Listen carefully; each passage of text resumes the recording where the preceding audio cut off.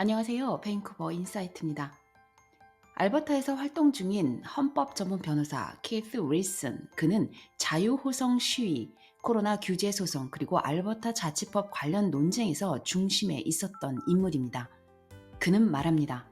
우리는 이미 의료 서비스에 돈을 내고 있고 매년 200억 달러 이상을 연방 정부에 보내고 있습니다.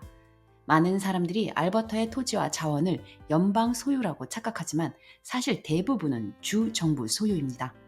국립공원 4곳, 군사기지 4곳, 그리고 단 1.3%의 원주민 보호구역만이 연방 소유입니다.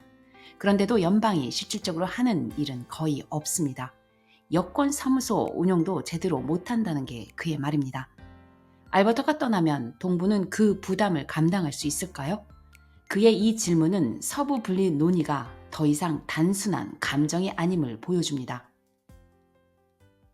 But one of the thing, even in the more moderate folks that I've encountered from central and eastern Canada, their lack of understanding of the basic roles and responsibilities of governments and who does and pays for what is remarkable. People come after me on Twitter and say, well, how are you going to pay for your health care then? Well, we already pay for our health care, and we net pay at least $20 billion a year to Ottawa that we don't get back. So we'll actually have $20 billion laying around in our pocket to maybe spend a little more on healthcare. Thank you very much. People think that the crown land in Alberta means federal crown. It doesn't. The only federal land in Alberta is 4 national parks, 4 military bases, and a number of First Nations reserves under the treaties. And when you combine that all together, the First Nations reserves only 1.31% of the land base, and then the federal component is 20.